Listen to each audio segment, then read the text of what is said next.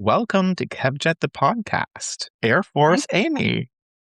Jet. Look how handsome you are. Hi. Hey, everyone. Yeah, exactly. You're across the airwaves here in the UK.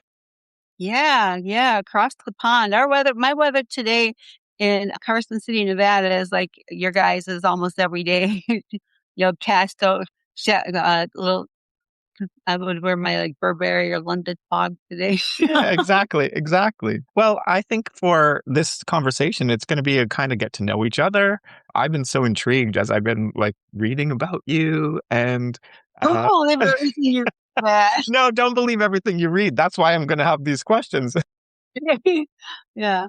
Amazing. Well, I just want to start maybe with because I'm kind of fascinated because your story sort of starts at the age of 13 Yeah. and you Yeah. kind of like decided to take life by the reins yourself at 13. And so just Yeah. tell me about that. So you decide to leave home at 13. Yeah. Yeah. I thought it was better out there on the road than it was at home. It was just a really militant type upbringing, a good Catholic family, and dad was you know, 101st Airborne, football coach, semi-pro football player, welder, just man's man. And I didn't even know until after I told me he was alcoholic. He used to beat the shit out of us and give us the worst punishments. He just didn't like me, man. Two older brothers, two younger sisters, and he did not fucking like me. He called me names, beat me, and then everyone in the family took a turn at me. And, the brothers could smoke cigarettes and have sex and do whatever they wanted to do. There's this double standard, and I just got my ass beat all the time. So and there was I was going to get a bad report card. I was like, fuck this. That's it. I'm dead. I'm out of here. So, and I just started running away, and this was like the middle of winter. I'm 13. I don't know where I even got the idea to hitchhike in like big rigs, but I went on like the Route 20 and there's 3 feet of snow and this big rig pulls over and you're getting up in there. You don't know what's on the other side of that door. You just these steps are way up here, and I'm small as it is. I'm 5'1" now, and you just had no idea what's on the other side of that door, and just fucking jumped in and went. So Wow. that just and that seemed better to me than what was at home. Do you remember So what you were feeling in the moment when you left home? Like when you closed that door? well, I climbed out a window. I had attempted to leave home the night before, and me and my girlfriend, we got picked up by the police on the same Route 20, right? And my dad had to come down to the cop shop. My mom and dad came in to get me. And it's like midnight. And I'm just like to the judge, like, man, just fucking just keep me here. He's gonna kill me. Just keep me here. And sure as fuck, we got home and I just remember him wailing on me. He had big hands and big suede gloves and just pow, pow, pow, packing his hands with like snow and on a cement porch, just pounding the fuck out of me, going, "Is this what you want? This is what's going to happen to you. Is this what you want?" So, so my brother was told to stay home from school and keep an eye on me. And I just, I snuck out that window and I got in that guy's truck. Why he didn't even pick me up, just pummeled. And I just recuperated for a couple weeks and just, and then it came up with the story. Yeah, I'm 18. Nobody believed me. Well, here, yeah, 13 years old, hitchhiking on.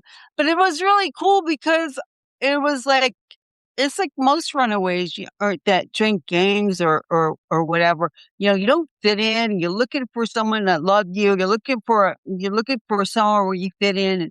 And the trucks had this, the truckers had this camaraderie, and it was during the trucker strike in the 80s. It was like huge, like convoy, 100 trucks rolling down the road, and, sweet cheese coming at you on a CB and stuff, and sitting on the hump making lunches and playing 8 tracks or cassette tapes. So most of it was pretty cool. Good memories. Did you feel Yeah. looked after?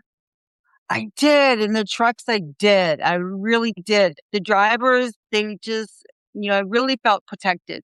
except when I was stopping at truck stop and I started working. I started working the lots just so I'd have my own money and I wasn't indebted to anybody if I wanted to get, so that was dangerous. The other girls that, and that worked a lot in the pimps, that was scary as fuck. That was absolutely, I mean, terrifying. Just the most frightening thing you would ever do in your life. It was really, really frightening. Wow. Well, you've called it survival prostitution, Yeah. which is interesting. What did that teach you about your own resilience? Because you were Well, 13, but you were brave. you just don't even, but at that age, when you're in your teens, you're invincible as it is, so, and you're just putting one foot in front of the other. And it's just, it's not like, well, I developed the sense of being able to size up a situation instantaneously. I could get a vibe, a feeling, and I knew if it was good or bad. And I just went by my instincts. And most of the time, my instincts were terrified. I was terrified. Yeah. Okay. When it felt comfortable, then that was okay.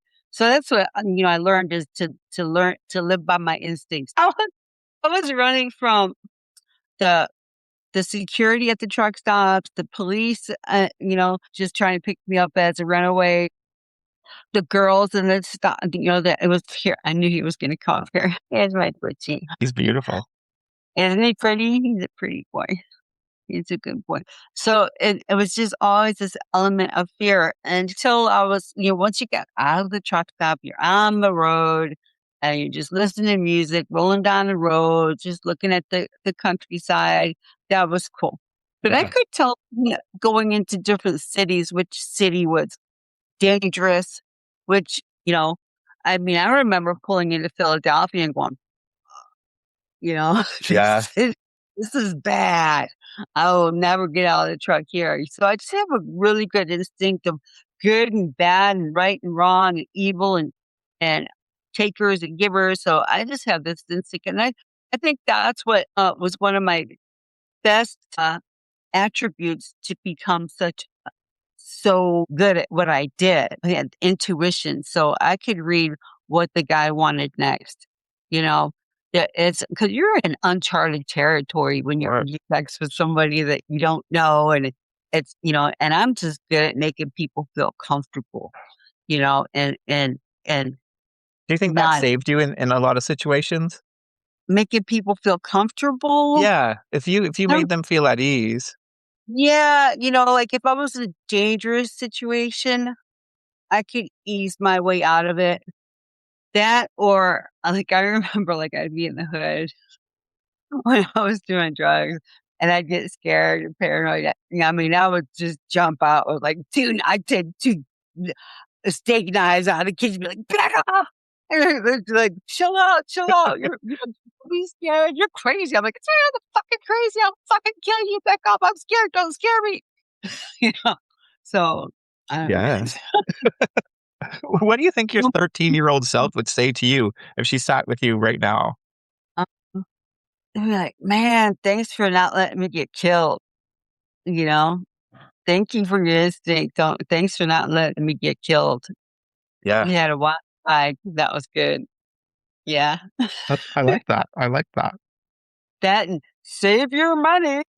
Yeah, so that's interesting. We're gonna get into that as well because the problem with banks and, like, we're gonna get into all these questions, which is it's so interesting, and I know the listeners are gonna love this episode. What does healing look like for someone whose childhood was survival? I never took a moment to heal until after I retired last year. I mean, went through therapy and counseling and, the whole 9 self-help and the whole 9 yards and got you through the day, but still never really healed until last year. And I'll tell you what, it was really emotional. I just cried for like 9 months straight. I just cried everything. And I started to feel, and I was cool for a couple months and just coming back up again. And mostly I would say things like on television, is patriotic things make me cry. You get a national anthem, forget it. Military, forget it. And reunions make me cry. If I see a reunion on TV, and I think that I long for. I wish my parents, or had that we reconnected, and it was the ideal, family. You longed for I longed for that, but I know that would never be the case. Did you, but in all those years, did you form your own family? Like, did you find a chosen family?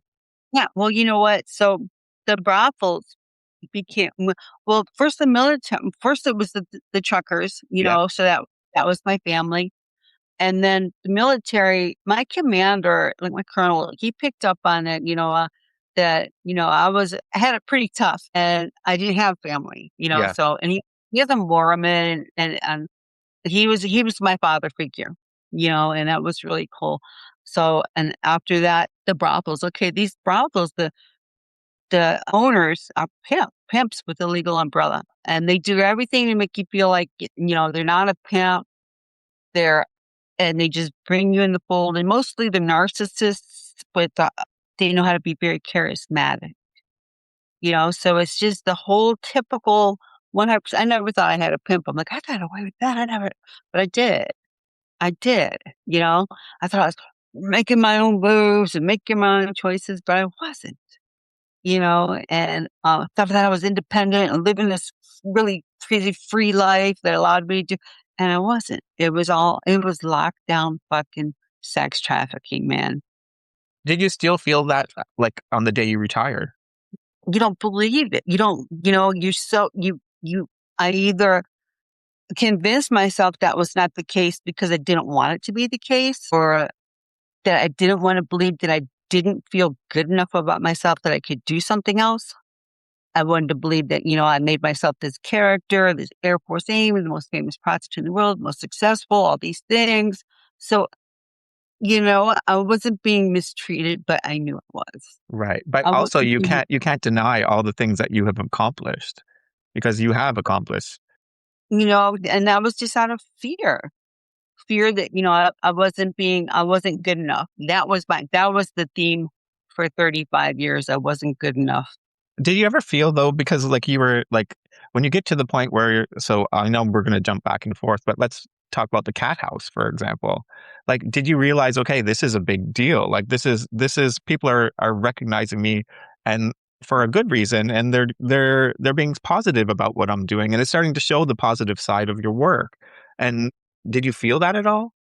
I felt inferior. I thought the other girls on the show were more popular and that I was very unpopular.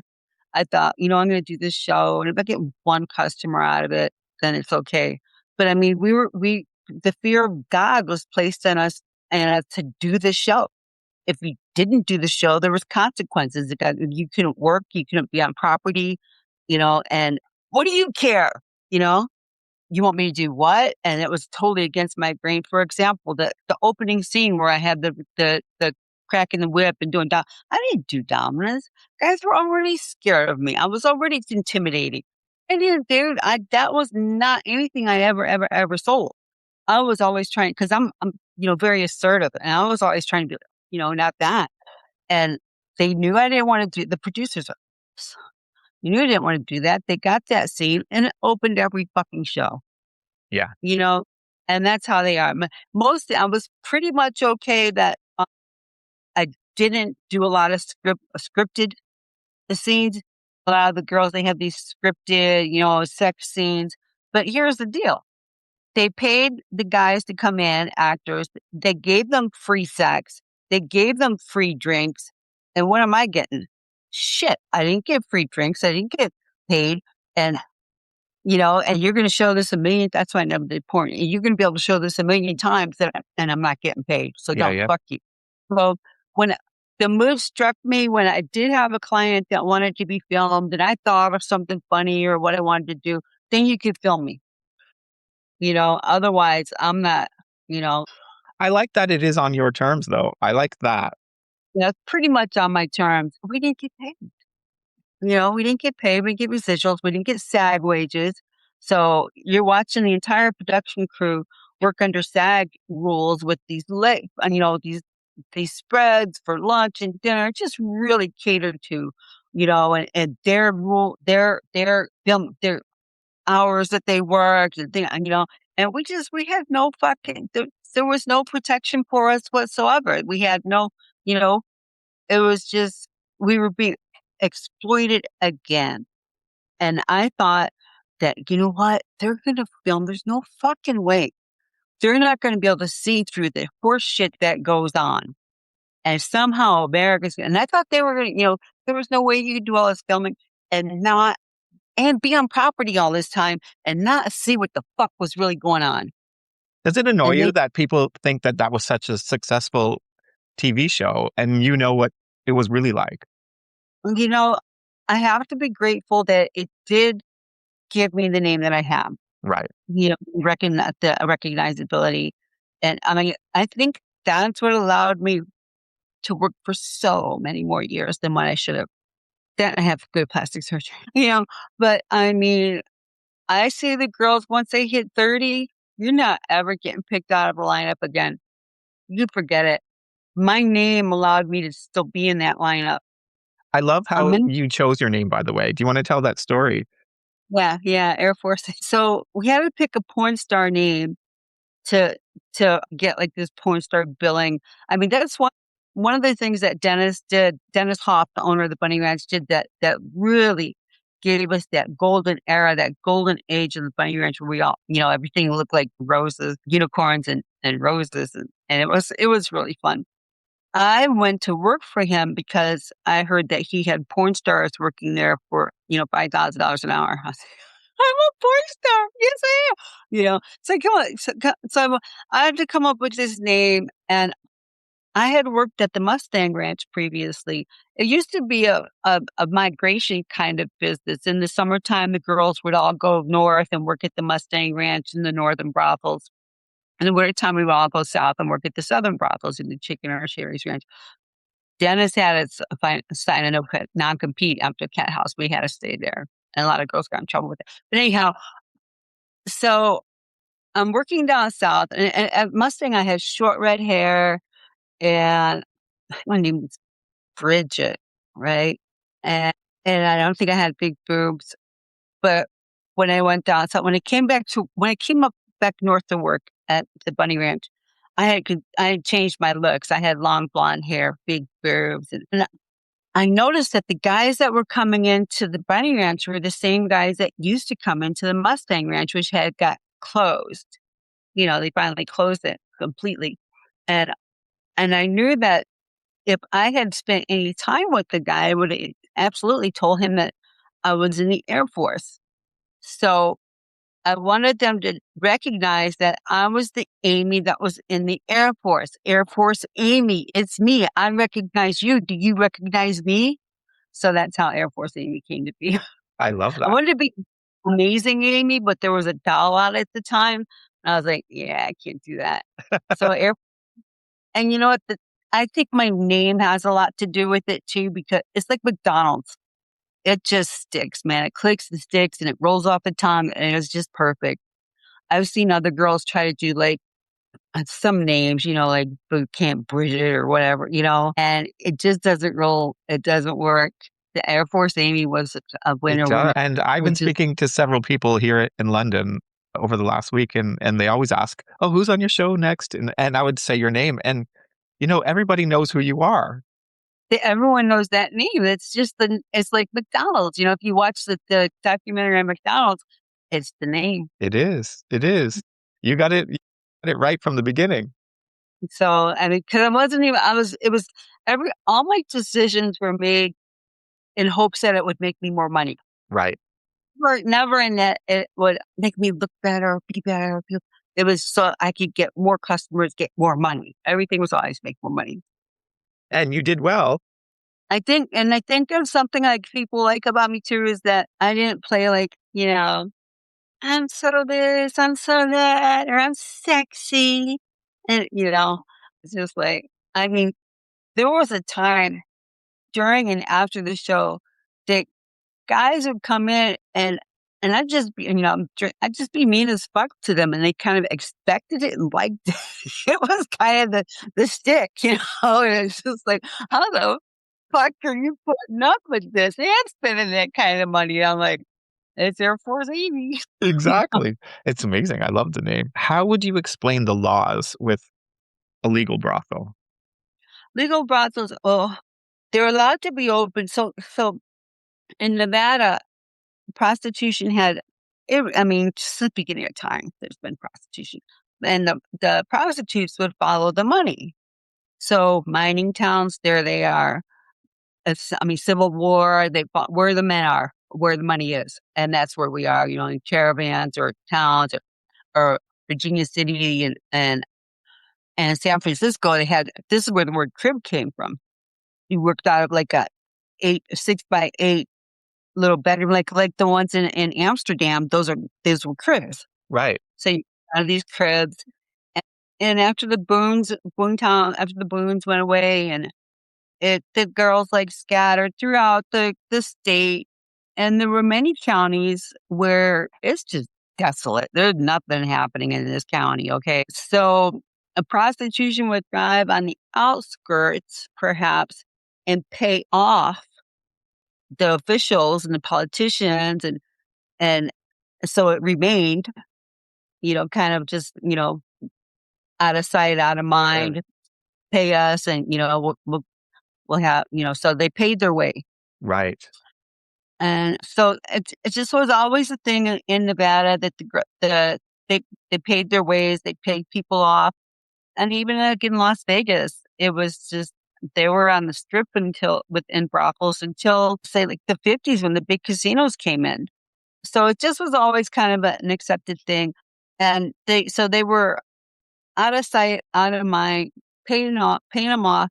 And it just, one guy came along and actually it was his wife, Sally Comforti, that really did all the work, the madam.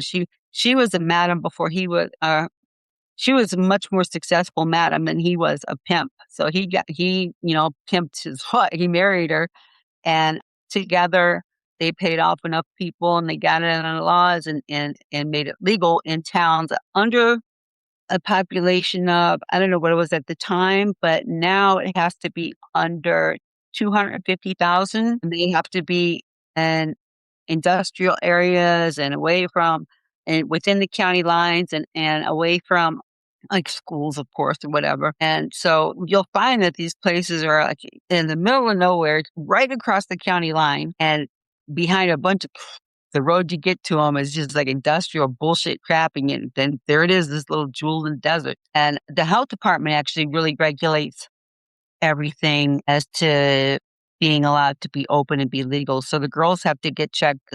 Well, first they do a background check, and we can't have anything from like no criminal record, no felonies, period, no convictions of theft, prostitution, of course, guns and I don't know, whatever. Is it true that it's almost more difficult to work there than it is to become a police officer? Absolutely, 100%. It's more difficult than the background checks. Yeah, and they're really extensive. So there's that, and then so you get your sheriff's card, and a lot of girls they think they don't have a record, and it doesn't. People don't know that. I'm like in the United States, if you're arrested for something, your arrest stays there. So you go to diversion court or you do something, and your record's expunged. You don't have a conviction, but you still have an arrest. Right. The arrest always come up, and if you missed one of those arrests, listing it, you're not getting a license. I mean, I had to write down, take a cheat sheet on my arrest so I wouldn't miss one, right? So they don't care what you get arrested for as long as you're not convicted. Right. So you pass the sheriff's test, then you go to medical testing. You're tested for 5 different STDs plus chlamydia, and then your blood is drawn for syphilis and AIDS, like at least on a monthly basis. So a lot of places are, if you leave the house for more than 24 hours, you have to get tested again. And it's just ridiculous. How long are you This in the house when you go? Like, if so, say you're going to work. I don't know. What's are you there? Do you move in for a period of time? when I first, 30 some years ago, all the houses were locked down. Really? And you would anywhere from 4 weeks to 6 weeks. Yeah, it was total straight up sex trafficking, man. You worked 24 hours a day. You got out, you slept in your heels and your makeup, and you woke up when the bell rang. And so it was, I can't believe it. But And at the time, did you think that it was a bad situation, or did you think you had it good? I mean, I'd be tired. Be tired. You get up like 3 in the morning, there's a couple of drunks on the couch, and you come out, you just give them these dirty looks like, you picked me, I'll fucking kill you. And they pick you and go, what the fuck did you pick me for? And I tell you, did you see a look on my face? So you don't want to do it. So you give them some ridiculous price, like $5,000, $10,000, and they come up with you like, okay, I'm in a good mood now. Yeah, let's do this. So yeah, no, you knew that it was unfair and that that you had no rights and that they were being trampled upon and you had, you know, and nobody cared. If you complained about something, well, you don't have to work here. If the girls complained, I mean, and there were no TV cameras and there was nobody in those places. I mean, they paid off the locals and you were at their mercy. And in some places were really, really, really bad. Really bad. Is it true that they would take 50% of your income? At least that was just what they tell everyone.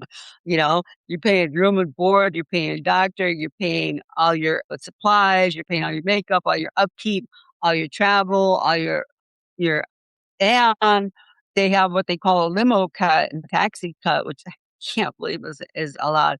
The limos and taxi drivers, but yeah, and you weren't allowed to tell the customer about the cut.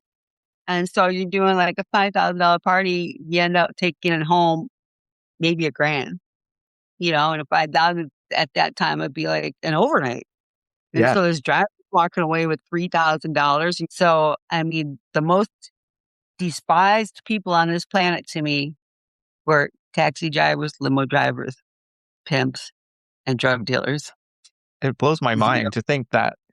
And does that happen today? it does. Have you seen a change in a positive way? Have you seen a positive change throughout the years from when you started to when you retired, or is it still? The reason I retired is because there was no change. Because I'm 60 years old. I'm vetted. I'm been in this 35 fucking years. I bring legitimacy to your place. And if I was a thief or a liar or a piece of shit or didn't get along with people, how the fuck did I last 35 years? How dare you treat me like a drug addict or a thief or a problem? I mean, the last place I worked, they were like, we're not going to give her any special treatments, and it's just, and they didn't. And it was like, just wanted to break me. And it's like, you fucking people did this when I first started out and you're going to fucking do it to me now. After all these things, I mean, I help your girls, I teach your girls. Like I said, I put me on your roster and I bring legitimacy to the place. I couldn't have lasted this long if I wasn't doing everything fucking right. And there was this new girl that just got up my fucking skin and wouldn't stop. And it's like, when she see how I am, I'm like, when to fucking stop. Okay. And we wouldn't stop. So she's in the office while I'm booking, and I went around the corner because she always had to be nosy in everybody's shit. And she went crying to management the next day, that next morning, my room got tossed. Why is that even a fucking term? How do rooms get tossed? These women are making 6 digits a year, bringing you 6 digits a year, and you're going to fucking toss? Toss my shit right in the parking lot. Right in the parking lot. Right to my fucking car. Toss it. I mean, like the maid, she's like, I'm not going to toss your room, Amy. But still, just the idea that you're going to punish me and break me to fuck, I'm done. I'm done all I can do. Was that the breaking point for you? Was it? Well, then I went to another firm to Alien to work at, and he hired me as a madam. I was getting 5% off the top, but he really didn't want me to make any change or do anything. He just wanted my name and my money. Right. And the girl scared the fuck out of me. I thought I was going to get stabbed. There was 4 like really nasty motherfuckers, and I had this overwhelming feeling I was going to be stabbed. And I said, I gotta get out of here. Then I called Suzette and I said, you know what? I have a newfound appreciation for what you did as mad. She goes, how much is he paying you? I said, 5% of the take. And she goes, I'll give you 10. And then she lied to me. It's just another big fat fucking lie just to wipe out her competition. And I'm like, you know what? I've just had so much of the lying, the stealing, the criminals, the crime, the drug addicts, the alcoholics, the pimps, the fucking liars, the cheats, the backstabbers, the competition, the oppression. What the fuck, man? So happy I now. was gonna say, what does life look like for you now? I'm just so happy. I just love just putz around, just in remodeling and decorating making my home somewhere where I can just enjoy it. It was that almost everything that was decorated in my house was leftovers from the ranch. Everything was job oriented. The ranch came first. Work came first. It got all my attention. And this was just somewhere that occasionally I got to come and decompress. Sure. Sure. But then you didn't decompress if all those things were around you. Yeah. So yeah, there was no it just rested and went back in it. And then even like working here near the bunny ranch, I never felt like it was okay to not be at work. Really? And a lot of girls are like that. When you're on property, they won't leave. You're not going to go out to dinner. I can't. I got to work. I got to work. They don't want to miss a lineup. They don't want to miss a potential booking. So afraid you're going to miss something. What does life look like for you on a personal level? How does it look? How do you find somebody to date? Like, do you date? You can't. You can't. Sometimes and I thought this like yesterday or the day before. I'm like, I destroyed my fucking life, man. I go on dating apps, and as soon as you tell them who you are, then you're afraid that they just want to, bag you because, they can get it for free. Or any other guys I've talked, like, I've been on this one site forever, and we talk to the guys, and every fucking forum, fucking freaks.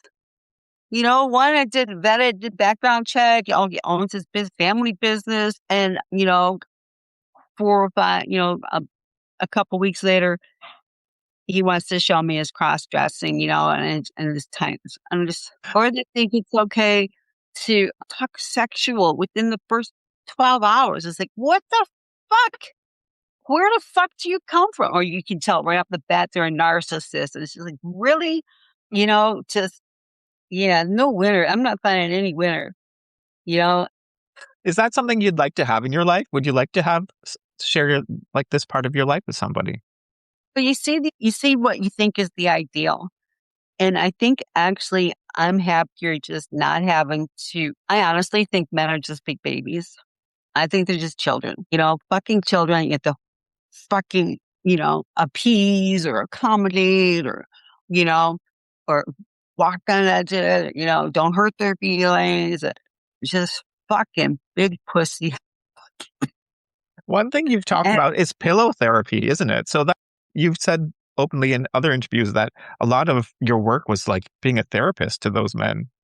I mean, like when the men that I met in those places, at first it was like, just go for the jugular and think, just take as much money as you fucking could, do whatever you could, just rip them off, just play them to the hill. And I did that very successfully for many, many years. Yeah. And I started getting and then internet came along and the girls started giving the guys more and more attention, and they needed more coddling, and they needed more, back and forth. And you just had to give more and more and more of yourself and just be, before the sale, after the sale, during the sale. There's got to be so much fucking, like, fuck, we're just going to fucking have sex for Christ's fucking sake. You're not getting married. Fuck. Get over it. You're not buying a fucking car. Did you ever did you ever have men that become obsessed and they have to be with you all the time and they want your attention? Especially if you spent some money. Here's the thing: if you have someone that spent like 20,000 for overnight or something, and they just, the type of a narcissist that thought number one he was going to rescue you to begin with. He was the God's gift, and he was going to be the one, and just get really shitty if you don't want to give him all the, all this after the sale attention. Look, you're not my boyfriend. All right. I'm a prostitute. You're a trick. Yeah, call it what it is. This is what it is. Exactly. Okay, you're gonna get these other bitches that lie to you and pretend you're in love. And I've seen these girls get out of the industry that had all these guys in love with them and really run into some problems. The minute you let this guy think that he's not really wasn't, you're not in love with him, there's problems. So I always put up the boundaries. It was like, yeah, I definitely, I might like you a lot. You always have to pay. And I think, and as a matter of, and like I can never see you again without you paying according to my contract, period. What's the So security like to look after you outside of being in the brothel? our intent, there's no security. The only place that had security was the Mustang Ranch, and they had that tower, and they had problems. If you have a security, you have a visible security, there's problems. No security. And I think it's they don't know where it's at and they don't know what they're dealing with. So they don't become a problem. Right. As what, and then there was always the gates, these wrought iron fences. There was that alien cat house where I was a madam, and they were right in the parking lot with no fence. And it was like a truck stop too. And it was the scariest I ever worked in my life. I'm like, come to this fucking window, just, yeah. Wow. You talk about sobriety. Are you coming up to 10 years now? 8 years next month. 8 years. Amazing. Yeah. It's funny. I was giving a girl a chip a few weeks back for her 2 years or 3 years. So I'm going through my chips and I'm like, where did I get this 6 year? Where did I get this 7? I didn't even realize that was me, right? I'm like, who the fuck gave me this? It's amazing. Yeah. Yeah. It's just, you know, it's like I tell people that I was so altered for so many years that being clean and sober is like being fucked up again. And so the whole fucking new life. Yeah. And I can attribute a lot of those years that it took me. I mean, I would get a couple years under my belt, like a year under my belt, but never 100%. And the brothels kept me medicated. They kept me on Valiums. They're the ones that gave me painkillers. They're the ones that, you know, the VA, they never gave me a narcotic in my life. So I Yeah. can attribute many years, and like the Valium just kept that door open just a little bit, just enough to get your foot in there and get fucked up. So with many, many, many years, but so for 35 years, I was trying, or so many 30 years, I was getting the program and absorbing the program. So I have a lot of those years of program. It just the slips, but yeah, I mean, when they say, excuse me, imagine your life, write down just the best life you could think of for yourself 5 years from now. And then 5 years later, it's just like, fuck, God, it would ever, ever, ever, ever be. It's just, yeah, it's great. That is great. If It's great. a young girl came up to you on the street and said she wants to get into your business, what would your advice be? Like, go work at Macy's. No fucking way. I would feel really, really bad wherever I went to work. Girls would come to work and they'd say, I came to work because of you. You're my hero. I'm like, man, you need a better fucking hero. You need a better fucking role model. And I'm really sorry that I'm the reason you're here. I'm really sorry. And you could turn around and get the fuck out right now. And I suggest you do. Not because you're my competition, but because it's going to stop it. You know, like I was saying like I was thinking the other day that I've fucked myself up for a really good relationship. I mean, someone coming from a good family and good, good job and good, I'm not accepting that family. Or if they have kids, how the fuck are you going to fucking marry an ex prostitute when you got kids? Your ex wife's going to fucking annihilate you. It's over. You can't do it, you know? You just So never, I well, just, you never know what's around the corner. the bad rap follows me wherever I go. I just realized the other day I'm trying to sell things on Marketplace on Facebook. My name is interchangeable. D'Anzalondra, and they're interchangeable, but it took me forever to get a page as Air Force Amy, and it was just like it's always getting yanked down. My social media always gets deplatformed. And because only one person has to say one word and boom, it's gone. 60,000 followers, 20,000 followers. But Facebook the other day. I was trying to boost an ad, and I know that I can't do Facebook ads. I can't boost my ads. I can't do anything monetarily. I can't monetize anything. And I was starting to think, I wonder if fucking Facebook is fucking shadow banning my marketplace because this shit should be selling. And sure as fuck, I'm being shadow banned on marketplace. It's like, Jesus fucking, you can put retired all you want. It don't matter. I'm fucking marked. And it's just like, I feel so persecuted and so wronged and so just really, really wronged over this social media shit and how I get put into this fucking, you know, In that uh, box, aren't you? a fucking, pimps and I mean, like, terrorists have more rights than I do. Terrorists and all, the freedom of speech. And I'm just, so I know what it's going to be. I know what it's like when the government's going to come down on us I'm like, China, you can't leave your house without a phone. And when they decide to turn your phone off and your internet off, I know what it's like. I'm there already. I'm already shadow banned and put it in the corner that I can't use all these things that everybody else can. Yeah. Wow. It's just it's wild.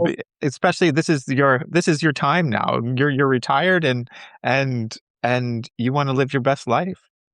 I get that I lose confidence in myself on my story just because of the way I'm treated. I'm like, this isn't going to go through. Da, da, da. I lose confidence and I just I can see and that I in you, stop. and I don't know you that. I mean, we've spoken a few times, but I can see that because I also see how you've you've empowered a lot of women and you've done a lot of good things and you've accomplished a lot of good things.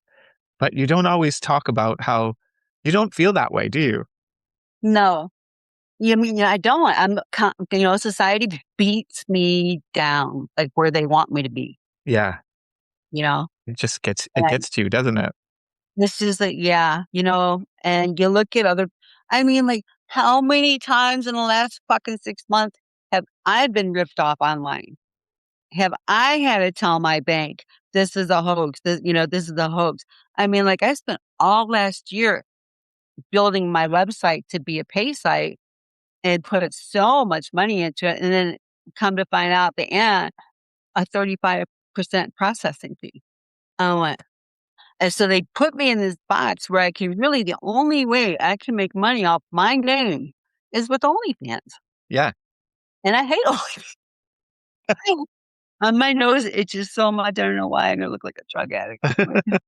And seriously, because, for me to be successful with what I'm thinking at this point to make money online, I have to go through OnlyFans. And in order not to read all the disgusting crap that these guys write you, that I never want to see. I mean, my life is so much better. These emails, I mean, there's just the crap and dredges of society. This shit is just like you would get verbally assaulted every day, all day long. It was bad. How are you working So through that? Are you do you go to therapy? no, you know what? I do 12 steps and I've done 12 steps before and I've done therapy before. And once you get into therapy, it's like it's no different than 12 steps, except you're talking to some fucking square and you're paying money for it. And you're like, man, she know what the fuck I'm talking about. What does your dream retirement life look like? I think we'll end it on a positive note. What is your dream retirement life? My dream retirement is pretty much what I am now. I do whatever I want whenever. I'm just being just a regular person, doing regular, like a housewife, just, being a little Martha Stewart around my house, cooking, baking, being friends to people, shopping and returning, like shopping, decorating, remodeling, visiting people, vacations, you know, and when when the mood strikes me, I'll write some, you know. What I do is I dive right into something like I'm gonna sit do we're talking about the OnlyFans being my route. I wanted to kind of like just copy everything Bunny XO did. She's a friend of mine, and she, the steps that she did to build her empire is what I would do to build another empire, and it would be storytelling, just storytelling. So, You'd be so amazing at that. I just think that is your thing. yeah, and it's like think I need a videographer. I can find an editor anywhere. That's no problem. So, but I asked Brock what lighting I need and camera, so and it looks like fucking NBC Studios in here. Okay? And all I really need is a little fucking ring light. But I jumped all in. Like I'm gonna do videos, YouTube videos. They can cut them up and put them on TikTok and all the social media. So that's all my advertising, my G-rated advertising, and then hire a company to do my OnlyFans for me, so I don't have to read the bullshit. So by the time all is said and done, I would be investing all this money in the equipment, all the money in and everything, and then I would get about 50% of what the take was. I'm like, this is different than being a fucking prostitute, except I'm gonna make a lot less, a lot more, So I'm like, I'm gonna rethink that too. So I go down this rabbit hole of thinking this is what my next chapter is. And then I get deep in it and go, fuck it. But I remember what Matthew McConaughey said at a valedictorian or a commencement speech. And he said, you know what? You don't need to know exactly what you want to do now in life. You don't have to know what you want to do. Just know what you don't want to do. And start marking off your list the stuff you don't want to do. And eventually you're going to come to what you want to do. So that's kind of where I'm at right now.